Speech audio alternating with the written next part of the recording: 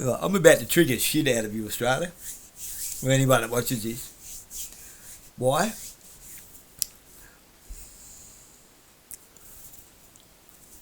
I'm about to show you what we are thought of by a genuine Muslim Brotherhood leader, Shahid King Bolson. Shahid King Bolson, the Middle Nation. I watch him a bit. Am I Muslim? No. But by geez, I align with him a lot. Why? Because I don't do religion. I don't do Christianity. I do Christ. Anyone that gets what I'm saying knows what I'm saying. We're too Christian for the Christians. And we align a damn sight more with the genuine Muslim Brotherhood, genuine, than we do with most of you fucking Christians. Jellyback church raving lunatics. You don't even know what a church is. You go to church. No, you don't. You go to a building with a bunch of fucking hypocrites. Sorry to say. You go to some building with a bunch of hypocrites where you're all told what to do by some little fucking weasel down the back of the room behind his pulpit. And it's funny as I'm about to put him on and I'm straight out the front of you. This silly dopey dyke, alcoholic, drunken fucking thing with saggy tits, fucking with too many kids and shouldn't even have one. He fights with a stupid lesbian girlfriend over homeless blokes. I'm not kidding ya. They got the knives out and stabbed themselves one night. Trying to take on some bloke from down the road here. The bloke I know. On you, Andrew. You dealt with that well. Tell him, walk that way, fuck off. Do you want to go, cunt? Rah, rah. Just fucking go that way and fuck off.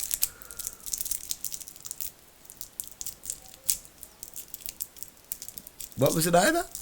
I think you told her to stop talking to a kid like shit. Little kid. Dropping F-bombs at it. She's fucking useless. Now I'm going to trigger shit out of you because you're just about to find out some actual truth. Whether you like it or not, this is a bloke that needs to come to the table.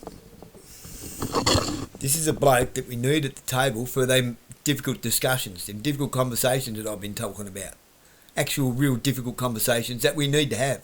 If we're not willing to have the difficult, awkward conversation where we just might have to swallow some bullshit of our own, you can't blame the Muslims for thinking about us the way they do. Just know, though, they're not talking about us. They're talking about the things that our nations have done. Okay? You've got to disassociate yourself from tribalism and worshipping at the altar of government and politics. Worshipping at the altar of religion. Do you have faith or are you a religious fucking nutcase? Big difference. Yeah, I want to have that conversation. And we need some other sensible adults at the room to have it. This is one of them, whether you like it or not. He's articulate and he goes straight from the top of the dome. No messing around with this guy. Well, listen, when you lie to us, okay, you lie to us, you steal from us, you attack us, you rape and pillage and murder and dehumanize us and mock it. Again, he's not talking about us as people. He's talking about our culture, our governments, the way that we've been behaving for the last God knows how many decades. You belittle and denigrate us. You exploit and enslave and oppress us. And then we use our basic intelligence to identify you from all of this as our enemy. Then you turn around and say that we're being divisive. We're perpetuating an us versus them mentality. As if that division, the division between the criminal and the victim, is somehow a bad thing. Like it's counterproductive. Like we're the bad guys now because we're taking an us versus them mentality. We're dividing people. Right? We're separating people. No, we're trying to separate your hands from our throats. We're trying to divide the oppressor from the oppressed, the attacker from the attacked. That's what we're trying to divide. That's what we're trying to separate. And then you say that we're being us versus them. Yes, we have an us versus them mentality because we don't do to each other what they do to us. What makes you them and not us is your beliefs and your actions, not your I don't know, your skin color or your nationality or your ethnicity or anything like that. No. It's not because you are American. It's not because you are British or you are Western. It's because of what America does. It's because of what Britain has done and what the West has done. We're not so-called othering you. Your actions have made you other. Your beliefs have made you our other and have made you not us. Why, you would have to be out of your mind as a Muslim or as anyone in the global South to not have an us versus them mentality. You can't call that divide and conquer when what we're talking about is dividing ourselves from our conquerors. Do you understand? That's not divide and conquer. It's your hostility, it's your enmity, it's your aggression, it's your arrogance, it's your violence, your dehumanization of us that excludes you from being a part of us. You understand? No, you can't use that on us, divisive, us versus them. Of course we have that mentality. We would have to be insane to not have that mentality after all the centuries of history that we've gone through. Look, in Islam, we have a very important concept. It's not even a concept, it's a duty. It's an obligation in Islam called al-wala wal-bara. Okay? Association and disassociation. Affiliation and disavowal. You understand? Connection and separation. Unification and division. We associate with, we affiliate with, we connect with, and we unify with whoever shares our beliefs and our morals and our conduct. And whoever does right by us. Whoever is fair with us. Whoever... I'll pause that for a sec. Why?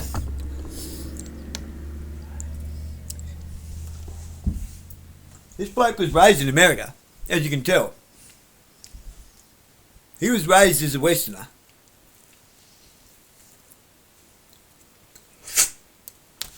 And you can tell he's quite well educated, he's articulate. And he grasped the comprehension of the spoken and written word of English literature much better than most of you.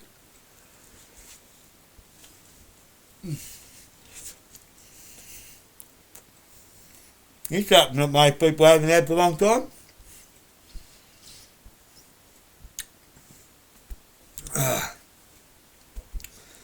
Bread and dripping by choice. I don't mind it. My pop recommended it back in the day. Yeah.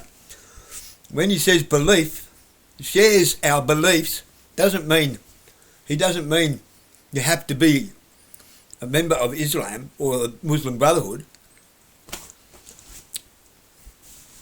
And he's definitely not talking about Sharia law. We have a false misconception of what the Muslim Brotherhood is. We do. And all the people that get angry because you fucking, no, they're all this, they're all that, and they all want to cut our heads off. Fuck off. You're part of the problem. You're not part of the solution. You're part of the problem. The people we have imported are people with problems. They don't want them any more than we want them. Why do you think they're here? Yeah, go over there. Woohoo! We get rid of it. They're getting rid of all of their problems. That's what's going on. They're getting rid of all their problems, and we're welcoming them with open arms. Well, we're not, but our government is. Why? He's just explained it. You can't expect them to fucking be all kumbaya and unicorn farts and rainbows. Look at what we've done to the eastern countries. Look at what we've done to the Far East and Middle East, and to the Middle Nations. All we've done is rape, pillage, plunder, take their shit. You can't deny it. Denying it is lying to yourself. We haven't been real good to them, have we? They never bothered us until we bothered them.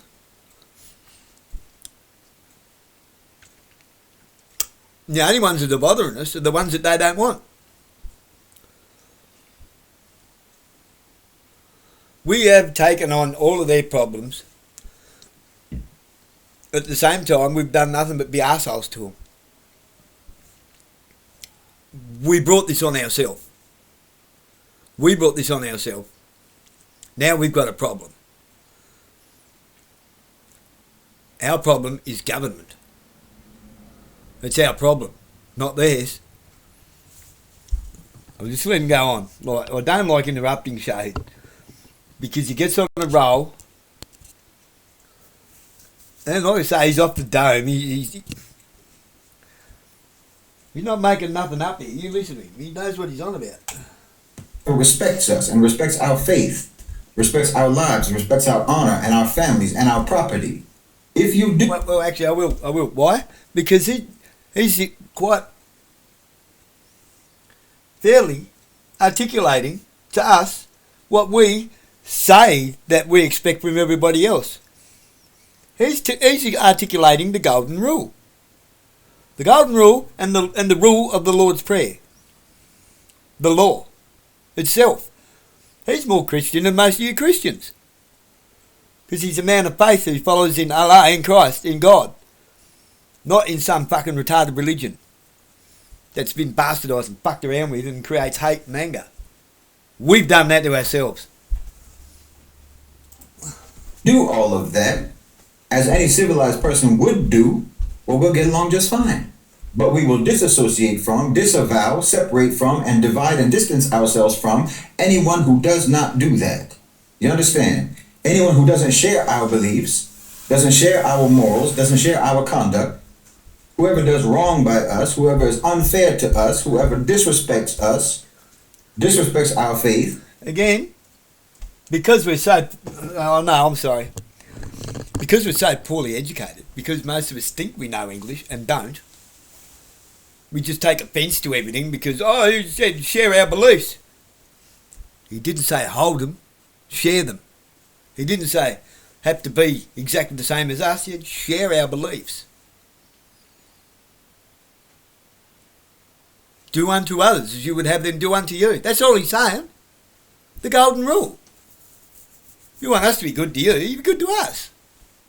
If you're going to be a good cunt, we'll be good cunts. If you're going to be a shit cunt, then we'll be shit cunts. But don't fucking come whinging to us when we're shit cunts to you. Don't go whinging to everyone you got a black eye when you threw the first punch.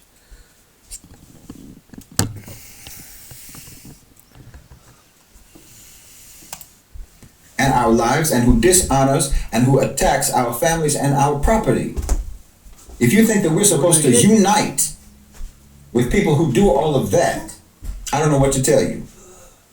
How is your aggression and your supremacist, intolerant, belligerent behavior, how is that not divisive? But we're supposed to be so-called divisive because we won't lay down and let you treat us any kind of way. What kind of belief is that? What kind of unity is that? See, because the West has always used the divide and conquer strategy, the divide and rule strategy. So somehow you only learned the lesson from that, that division in and of itself is bad.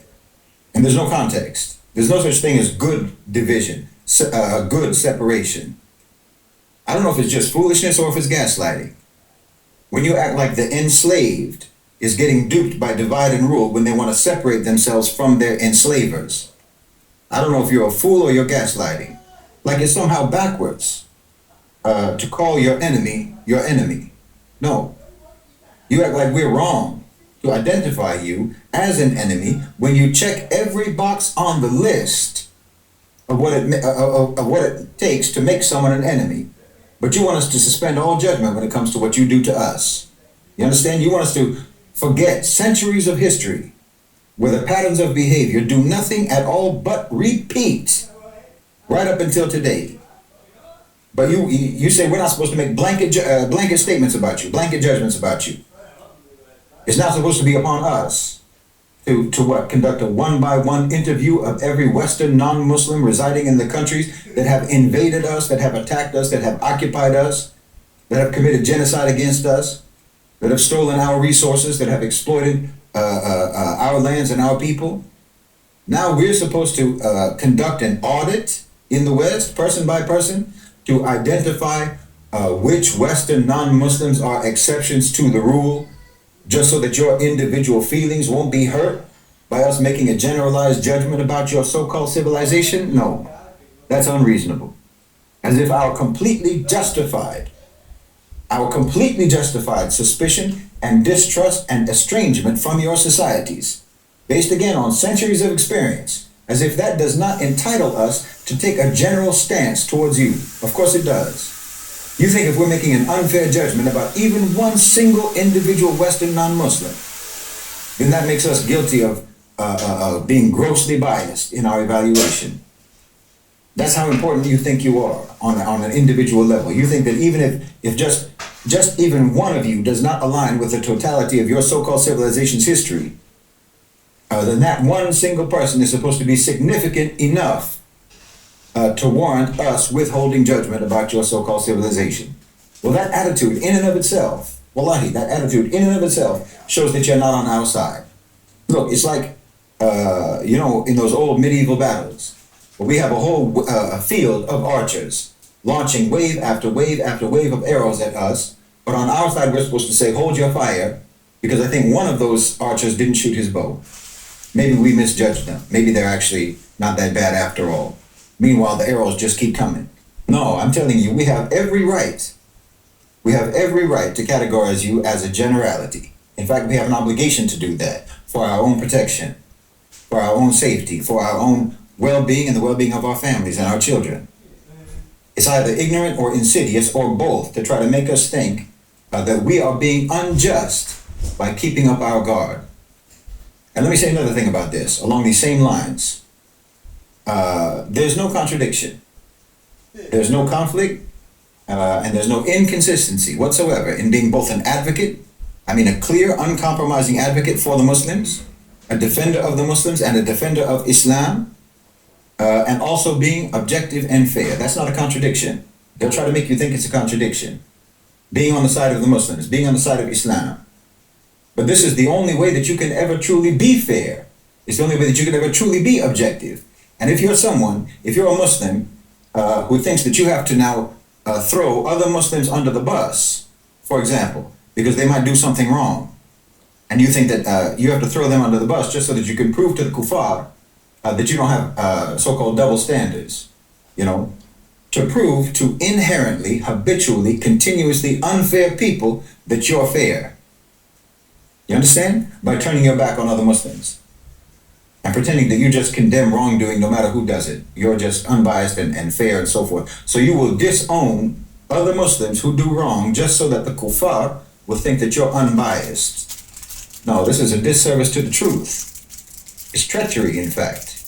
You act like you can stand outside of Islam at some point between the Muslims and the West, like a referee. No, see, they created this psychological warfare, this trap, the so-called good Muslim, the Muslim who is actually just so desperate for the approval of the kuffar, for the validation of a system that despises him, that he will perform self-mutilation. He thinks that if I condemn my own brother first, if I throw my own brother under the bus before they even ask me to, if I show them that I'm just as vicious in policing my own, then they'll see that I'm one of the good ones. They'll see that I'm fair. No, this is not fair. This is not fairness. This is sickness. This is a sickness. You're trying to prove your so-called objectivity to a people who, like I say, are inherently, habitually, pathologically unfair and biased. It's like you're trying to win a certificate of good conduct, good behavior, from the jailer who wrongfully imprisoned you in the first place. Now, what does he do when you hand over your brother? What does he do when you you throw your own brother under the bus? Well, he just puts both of you in the... Now, who is he talking about here? You think about it. Really logically. He's talking about it solidly down the line. He's not even acknowledging, at this point, the people who are falsely representing Muslim or Islam, just like we tend to not acknowledge people who are falsely representing democracy or Christian, in the faith of Christian. This is what I call the religion nuts.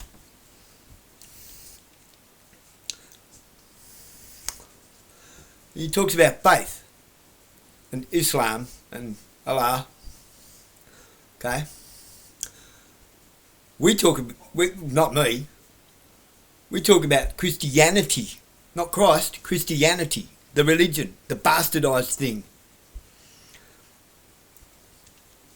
Not Christ. Who talks about Christ? People keep talking about Christianity. Christianity is a religion. Christ is a man. He talks about faith in a man, not a religion.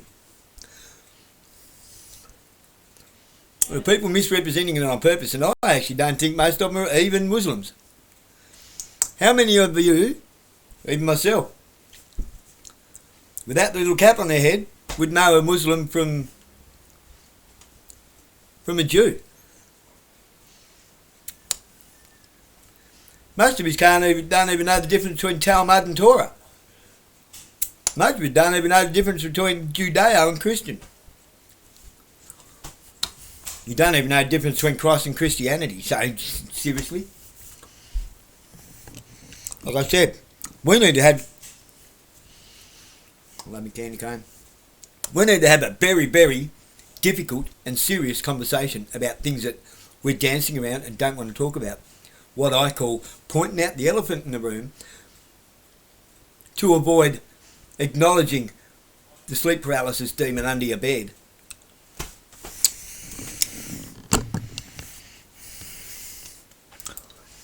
Prison.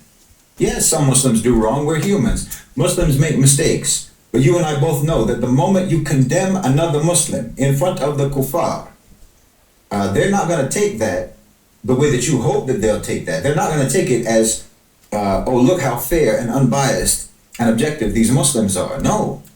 They're going to use that as proof that we are bad. You understand? They're going to use it as proof that their lies about Islam aren't lies. No. Don't hate your ummah more than you love the kuffar. When a Muslim makes a mistake, you don't run to social media to disown him or her. You don't perform your condemnation for the consumption of his and your and my enemies. You deal with your brother within the house of Islam, within the ummah. You correct him with wisdom. You advise him with mercy. You stand by him as a brother in faith, through thick and thin, no matter what. But you never offer your brother up as a sacrificial lamb to the wolves just to prove your own so-called civility in front of the most uncivilized people in human history. By doing that, you even do a disservice to the kuffar themselves. You understand? Because you feed into their relativist perceptions and their derogatory view about Islam, which does nothing but keep them misguided and steeped in falsehood. You can't do that. That's not fair. And when you come out against your own brothers and sisters, and yes, that includes the rulers of the Muslims, that includes the rulers of the Muslim lands and our governments, that is you falling for divide and conquer, the divide and rule tactics of the West. That's what that is. Now you're letting them pit victim against victim, not victim against victimizer. Because when the victim divides himself from the criminal, that's not divide and rule. But what you're doing is dividing yourselves from the victim, seeking the approval of the criminal, the approval of the victimizer. That's divide and rule. Understand the difference. Understand the difference. And yes, I said that defending Islam, advocating Islam, being on the side of Islam is the only way to be objective. It is the only way to be unbiased. Yes, it is. Because that is part of being a Muslim. You understand? Being an impartial witness, telling the truth, being honest, calling things what they are. This is all part of Islam. So when you defend Islam and take an Islamic stance, you are defending objectivity and fairness itself. This is the opposite of subjectivity, because we have a fixed standard. It's not a person by person follow your heart. You know, there's your truth, my truth, her truth, his truth, everybody's personalized, curated, lived experience truth. No, there is an objective standard of measurement in Islam. There's no euphemisms, there's no spin, there's no narrative. And you literally have to take your opinions out of the equation. There's a reason why the word in Arabic for witness is also the same word for martyr. Because in order for you to be honest, to be an honest and truthful witness, you have to basically sacrifice yourself in your testimony. You understand? Remove yourself from it. Remove what you think, what your opinion is, what you like, what you dislike, what you approve, what you disapprove, what you want, what you don't want. And you just tell the truth as it is, no matter what.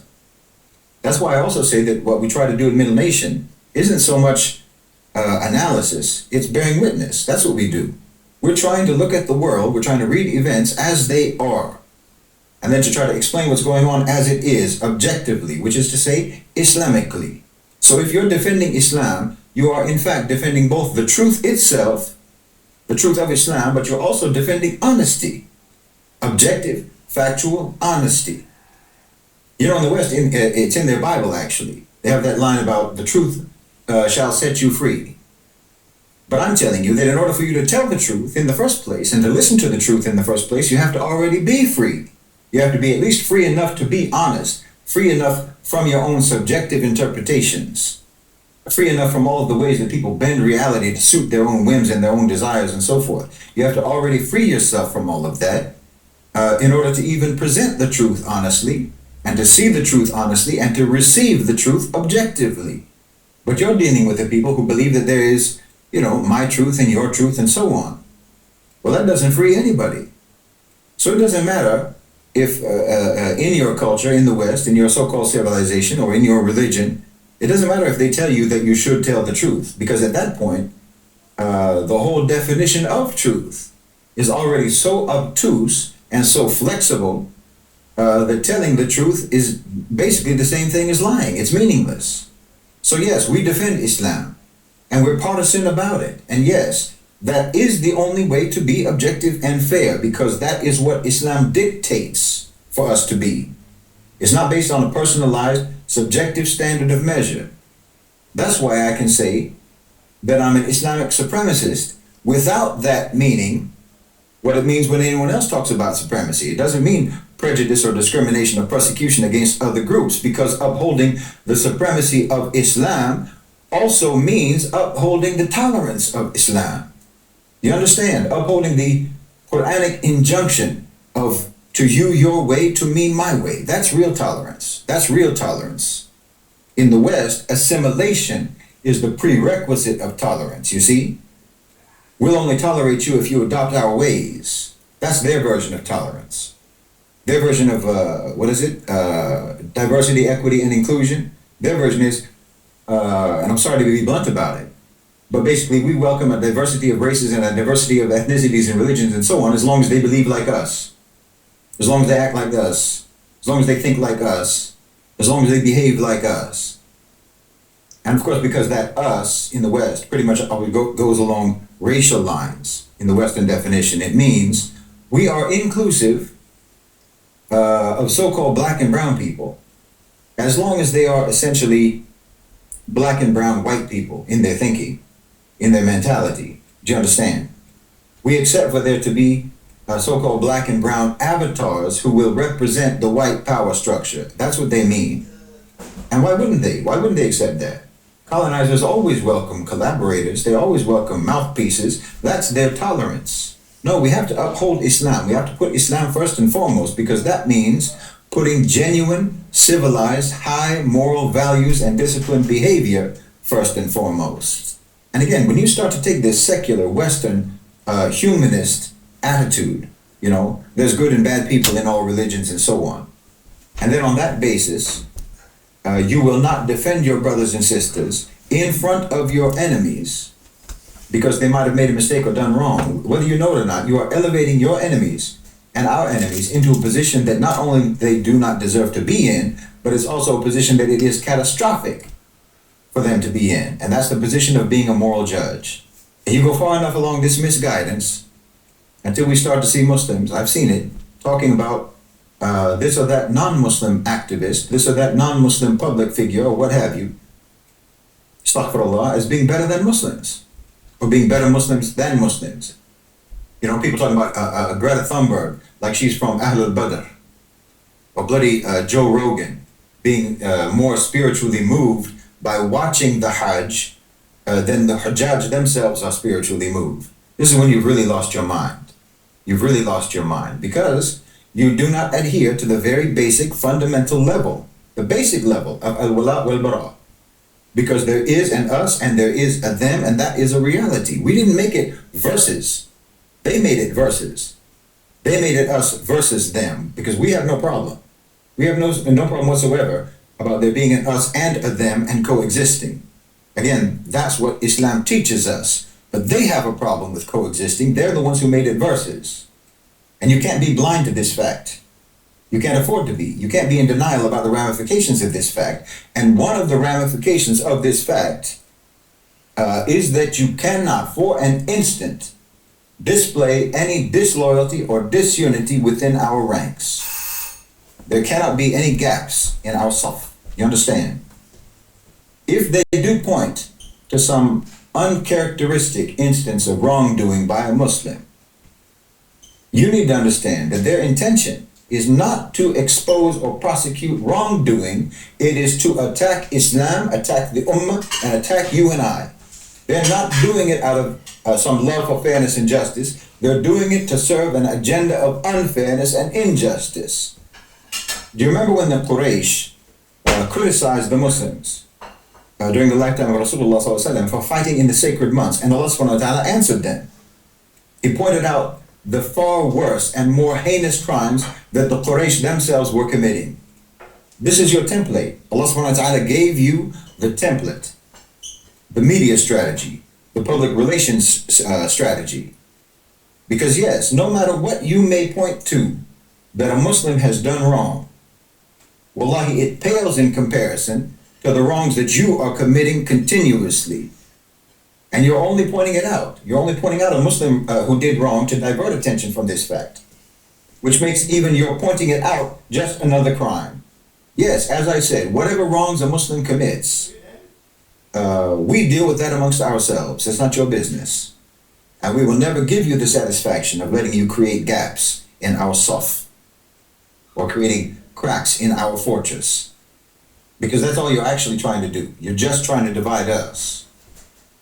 Because look, these are not people who genuinely care about right and wrong. You should know that by now. They don't care about justice and injustice. There's no evidence whatsoever to support any assumption that they care about these things. So yes, when they criticize anything about us, anything that we do or anything that we don't do, whether it's on an individual level or on a societal level, on a cultural level or on a governmental level. Reported. I ain't gonna comment. You're gonna see my comment.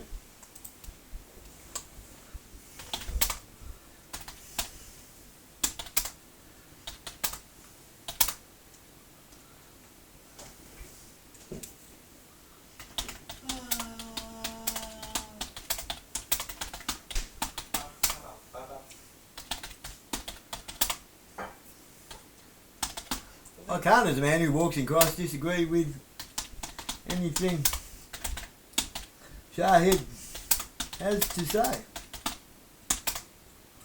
other than one little thing which is more self-opinionated than broadly spelt wrong. B-R-O, broadly, and broadly shared among Christians.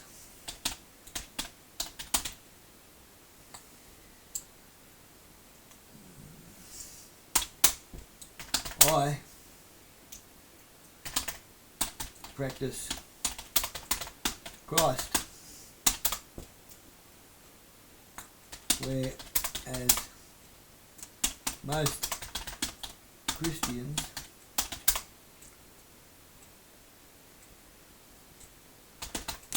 follow and worship at the altar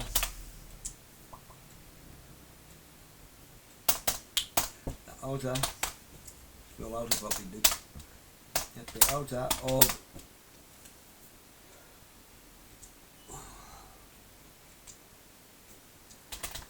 Christianity as a religion, not a not a faith, or the man Christ himself.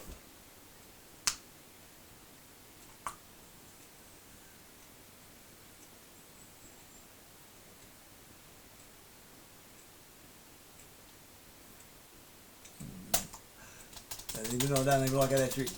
Anyway, I practice Christ, whereas most Christians follow and worship at the altar of Christianity as a religion.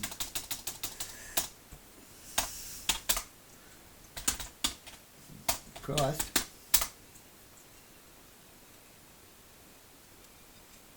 is a man, not a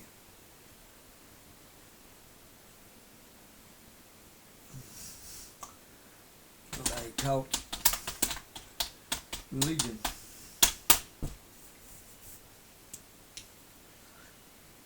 They don't practice what they preach because they know not what they do not what they do or believe or claim to, not what they do or claim to believe.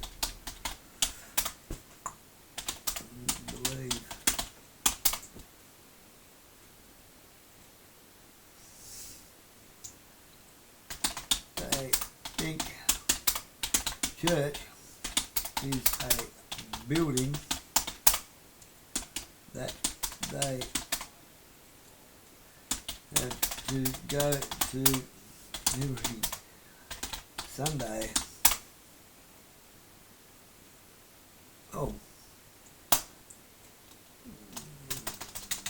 don't know what's happening here. Is a building that they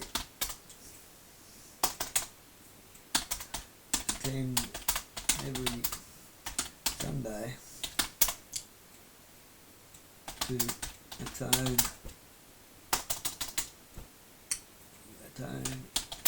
for their sins of the flesh and earthly sins with too many ends. You know, I'm a terrible typo, who cares? And worshipping their earthly possessions. Worshipping their earthly possessions. Too many S's. Okay, is this... Okay, this is getting angry with me. Possessions, there we go. Worshipping their earthly possessions as idols. Idols. Idols.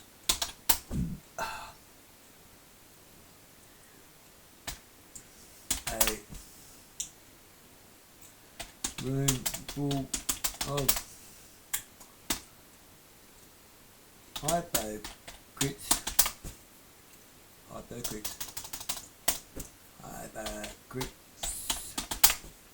Oh, I'm crying out loud. Hypocrites. Why can't I spell? I've forgotten. I can't word.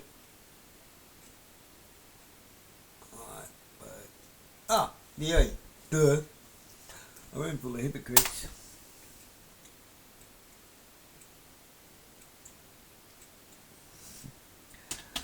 Judging others. Hypocrites.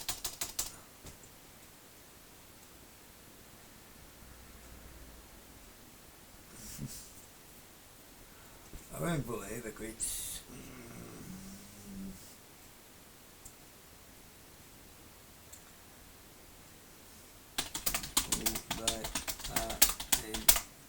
Stand for nothing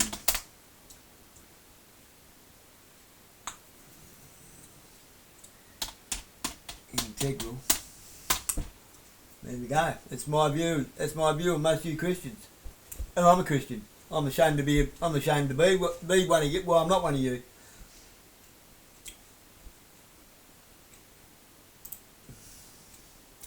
Yeah.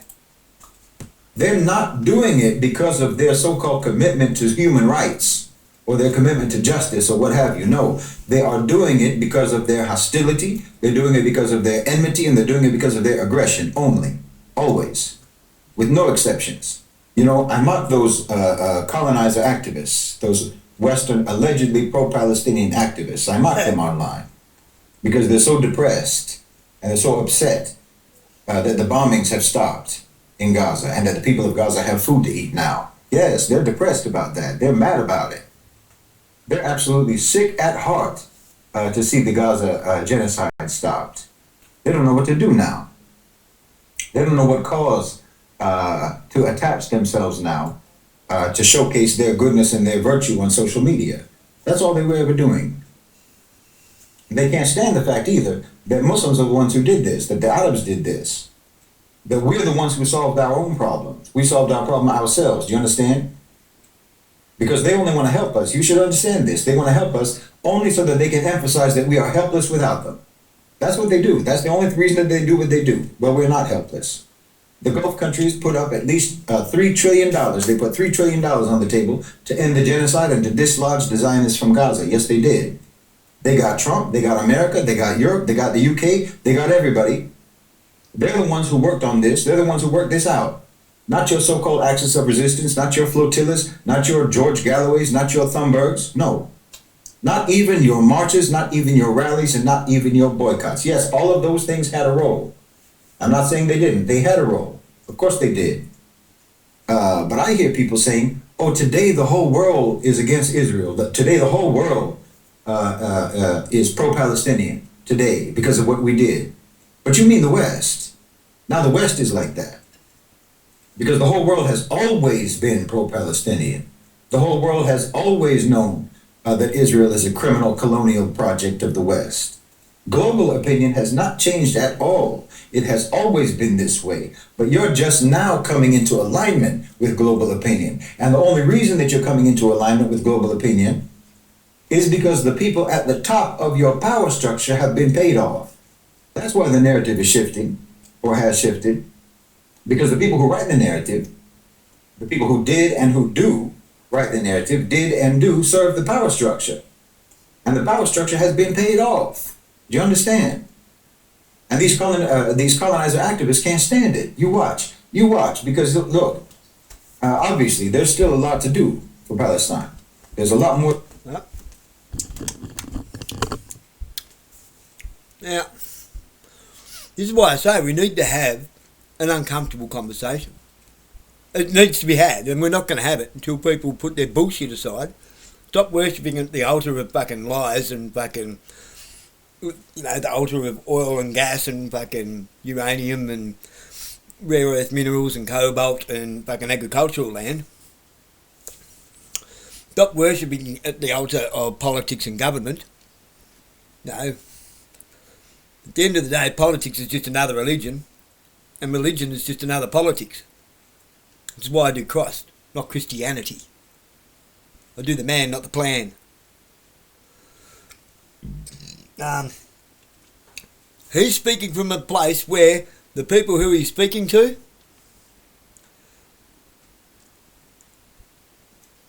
they understand and they know, excuse me, they know the historical differences and so forth between the nation state of Israel and the biblical Israel. Right? Most of you have got no clue. You think Israel's just a chunk of dirt. No, there's a nation state of Israel and a biblical Israel, and they're not even close to the same. Not even similar. Right? God's Jews and the Jews that live in Israel, they're not talking about, it's like comparing jelly to steak. It's like comparing chalk and cheese. Not even, one you can't even eat.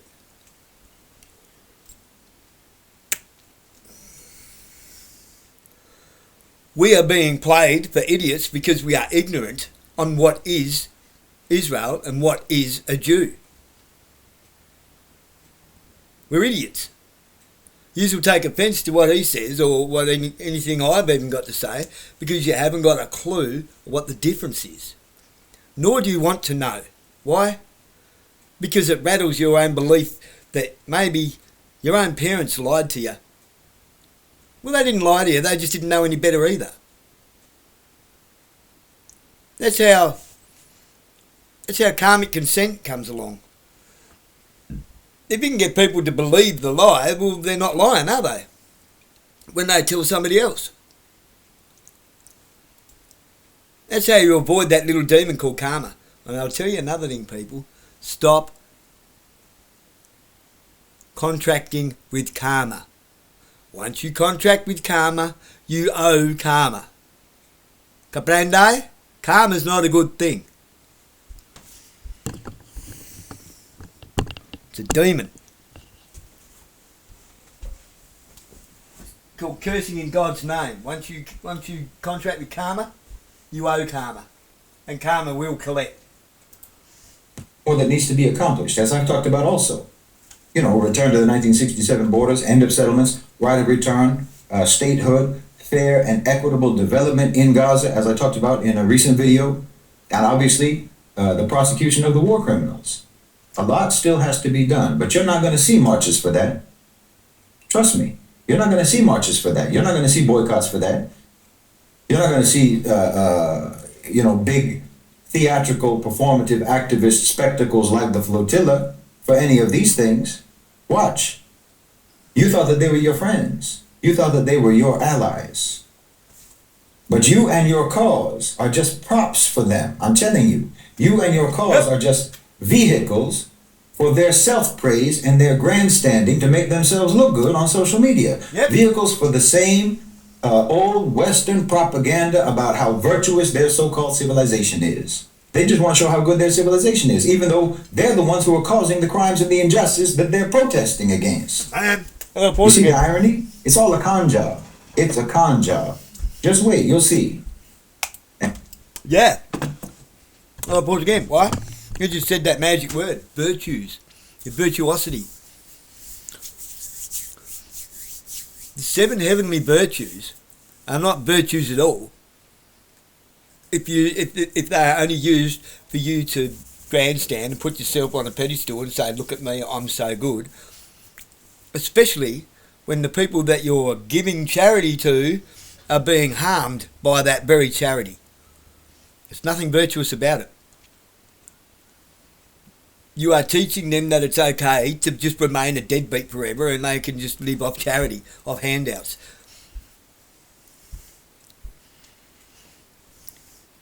People who could have made something of themselves, by giving them that charity, you're holding the boot on their head. There's no virtue in that. That's selfishness. Giving to someone just so you can put yourself on a pedestal, that's not virtuosity. That's vanity and selfishness. And maybe, if you see, you might even understand.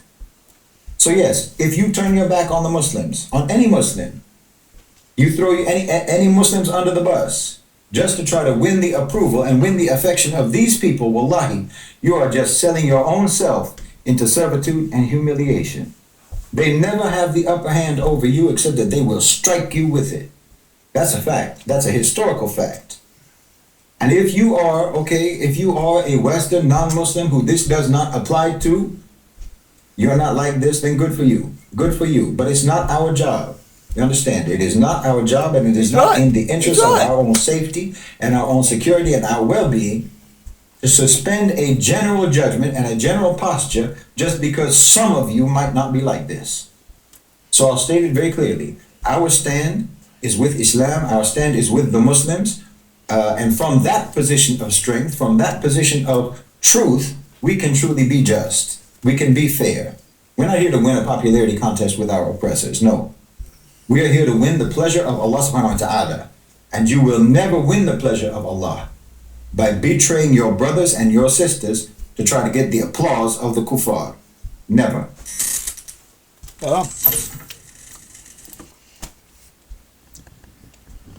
I've seen another video he done too on his honest opinions of Andrew Tate, the fake Muslim.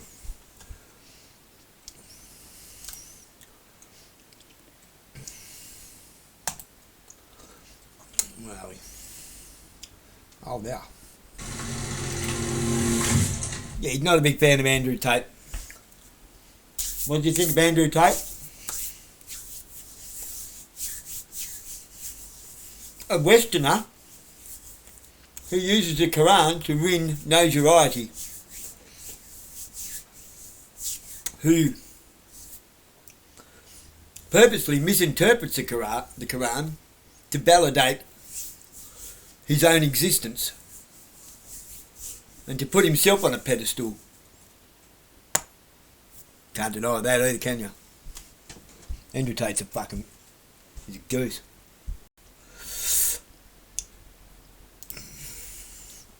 You just can't, look, if you disagree with that, then you need to have a look at yourself and actually question your own beliefs. As a Christian even. Are you really Christian? Are you? Or are you just a religious nut who's practicing Christianity as a religion?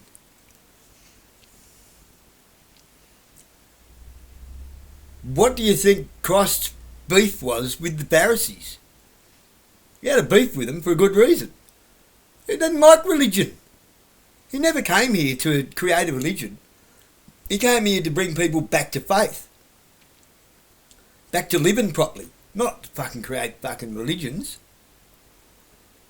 Anyway. That's where we're at. Yeah, this will probably trigger you. It's your whole idea. Trigger you to actually think about your own belief system. Your own system of belief. To make you realise a very difficult conversation needs to be had. Not an easy conversation. Not the convenient lie. The uncomfortable truth.